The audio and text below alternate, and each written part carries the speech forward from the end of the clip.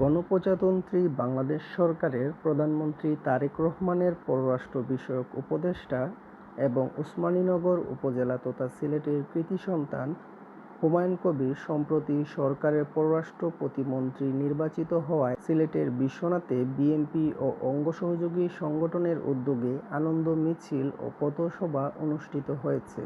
রোববার ২৩ আগস্ট বাদাছড় বিশ্বনাথে থাকা হুমায়ুন কবির বলয়ের একটি গ্রুপের উদ্যোগে পৌর শহরের নতুন বাজার এলাকা থেকে একটি আনন্দ মিছিল বের হয়। মিছিলটি পৌর শহরের প্রধান প্রধান সড়কগুলো প্রদক্ষিণ করে বাঁশিয়া সেতুর উপর অনুষ্ঠিত পথসভাস্থলে এসে শেষ হয়।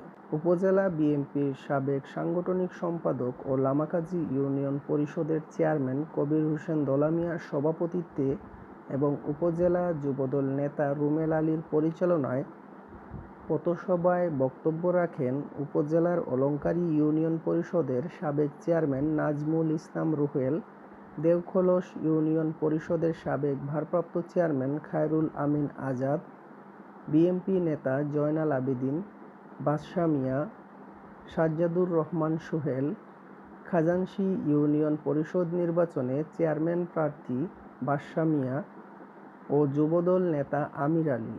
এ সময় বিএনপি ও অঙ্গ সহযোগী সংগঠনের বিভিন্ন স্তরের নেতাকর্মী উপস্থিত ছিলেন।